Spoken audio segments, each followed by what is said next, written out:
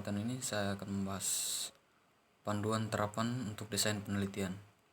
Nama Marcellus Tabesi, NIM 18030300153, kelas D, semester 6, tugas metode penelitian sosial kualitatif. Panduan terapan untuk desain penelitian. Tujuan utama dari panduan terapan desain penelitian adalah membantu para peneliti memahami dan memilih desain yang sesuai dengan penyelidikan mereka di lapangan, di lab, atau lingkungan virtual. Kurangnya konseptualisasi yang tepat dari sebuah desain penelitian membuat penerapan desain yang menjadi sulit berdasarkan pertanyaan, penelitian, atau hipotesis yang dinyatakan.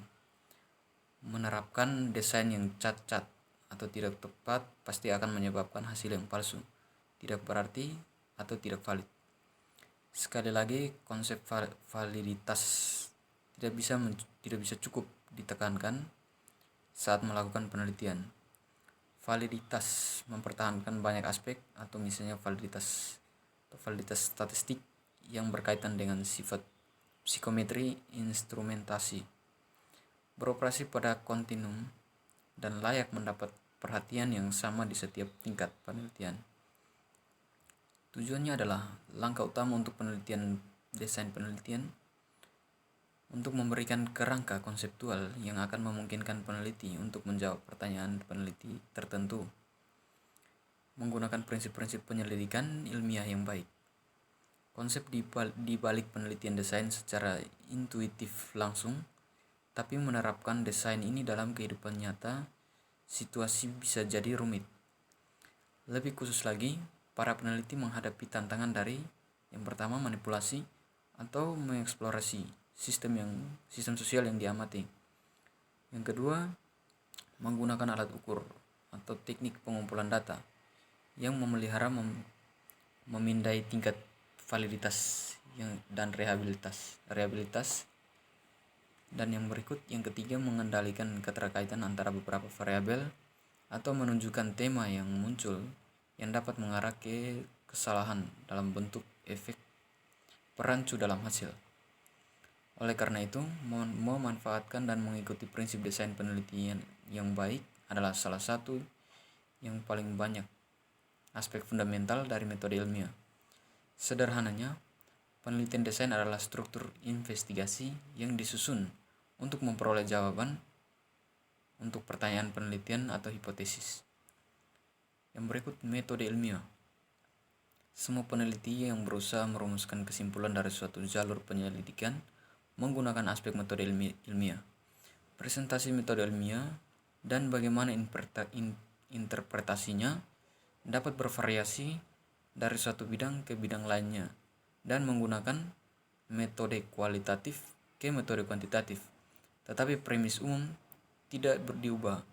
Meskipun ada banyak cara atau jalan untuk mengetahui, seperti sumber dari otoritas atau akal sehat, penerapan metode ilmiah memungkinkan peneliti untuk mengungkapkan temuan yang valid berdasarkan serangkaian langkah sistematis. Dalam ilmu sosial, langkah-langkah umum meliputi: yang pertama, menyatakan masalah; yang kedua, rumusan hipotesis; yang ketiga, merancang eksperimen; yang keempat, membuat observasi; yang kelima, menafsirkan data, menarik kesimpulan, dan menerima atau menolak hipotesis. Semua penelitian dalam metode kuantitatif, dari eksperimen dan non-eksperimental, harus menggunakan langkah-langkah metode ilmiah dalam upaya untuk menghasilkan hasil yang andal dan valid. Metode ilmiah dapat diibaratkan sebagai asosiasi teknik daripada rumus yang tetap. Oleh karena itu, kami memperluas langkah-langkah tersebut sebagai sarana yang lebih spesifik dan relevan untuk penelitian di bidang pendidikan dan social science. Langkah-langkah ini meliputi: yang pertama, mengidentifikasi masalah penelitian, menetapkan kerangka teoritis, menunjukkan tujuan dan pernyataan penelitian atau hipotesis. Yang keempat, mengembangkan metodologi. Yang kelima, mengumpul data, menganalisis CD, dan menginterpretasikan data. Dan yang berikut, melaporkan hasilnya. Sebagai desain studi, yang intinya adalah ketiga desain penelitian yang sesuai dipilih, kita tidak fokus pada aspek sebelumnya dari metode ilmiah atau langkah apapun yang muncul setelah langkah mendesain studi, termasuk prosedur melakukan literatur, mengembangkan pertanyaan penelitian, atau diskusi tentang sifat pengetahuan, epistemologi, ontologi, dan pandangan dunia. Secara khusus, ini berfokus pada konseptualisasi, seleksi, dan penerapan desain penelitian umum di bidang pendidikan dan ilmu sosial dan perilaku. Sekali lagi, meskipun premis umumnya sama, metode ilmiah diketahui sedikit berbeda dari setiap bidang penyelidikan dan jenis metode. Teknik yang disajikan di sini mungkin tidak sepenuhnya mengikuti logika yang diperlukan untuk penelitian dengan menggunakan metode kualitatif, namun konseptualisasi desain penelitian tetap sama. Untuk review tentang berbagai pendekatan ilmiah yang terkait dengan metode kualitatif, seperti berorientasi pada kemunculan dan penemuan kerangka kerja, variabel independen dan dependen. Secara sederhana, variabel independen adalah variabel yang dimanipulasi atau dikendalikan oleh peneliti sebagai alat untuk menguji dampaknya pada variabel dependen, atau dikenal sebagai efek pengobatan. Di studi farmasi biasanya akan menjadi pil pengobatan, dan dalam pertanian, perawatan yang sering dilakukan adalah pupuk.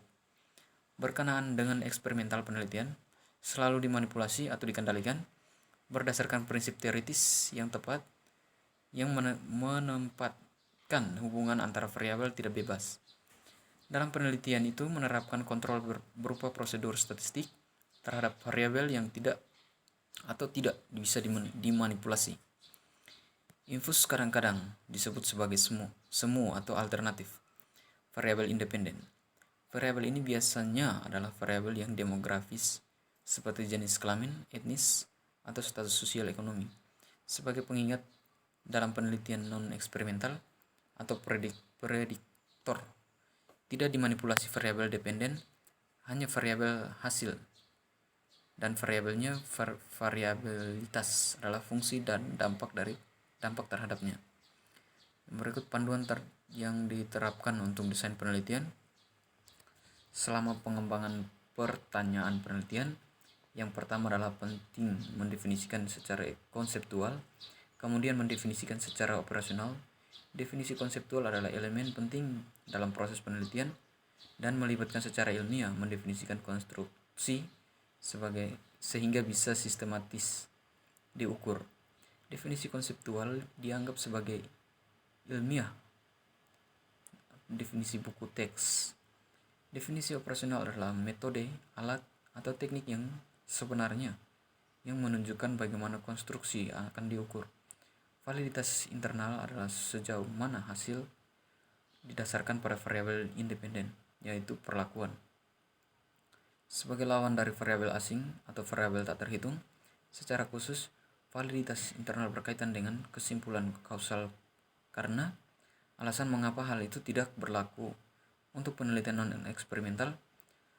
Tujuan dari penelitian non-eksperimental adalah untuk mendeskripsikan fenomena atau untuk menjelaskan, memprediksikan hubungan antar variabel, bukan untuk menyimpulkan sebab akibat. Identifikasi setiap penjelasan yang dapat bertanggung jawab atas suatu hasil atau akibat dari variabel bebas atau sebab tersebut dianggap sebagai ancaman. Ancaman paling umum terhadap validitas internal terlihat dalam pendidikan dan ilmu sosial, dan perilaku dijelaskan secara rinci.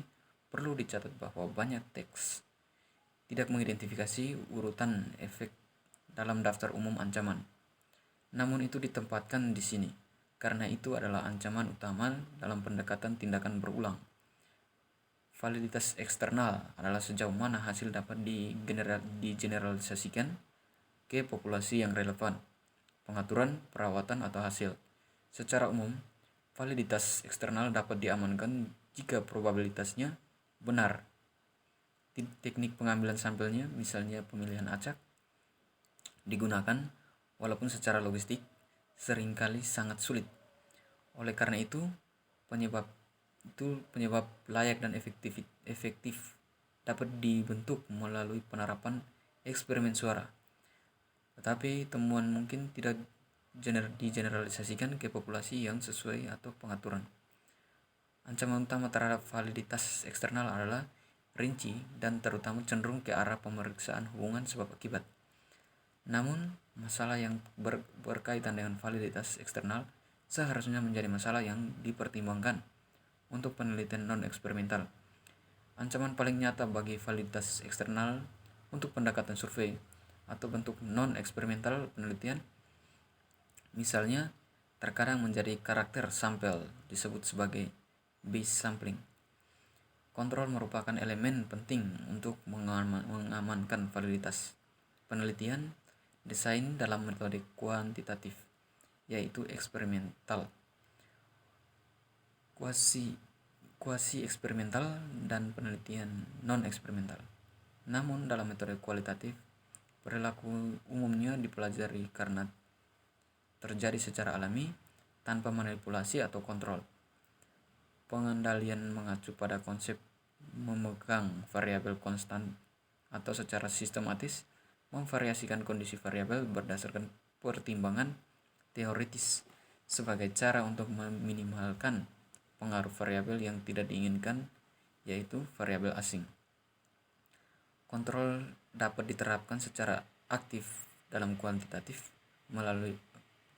metode melalui pertama manipulasi, yang kedua eliminasi, yang ketiga inklus, yang keempat grup atau condition assignment, yang kelima statistik prosedur. Manipulasi diterapkan dengan memanipulasi atau yaitu mengendalikan variabel independen. Misalnya seorang peneliti dapat memanipulasi file, intervensi, perilaku dengan menerapkan dan menghapus intervensi secara sistematis atau dengan mengontrol frekuensi dan durasi aplikasi. Sekian dan terima kasih dari saya.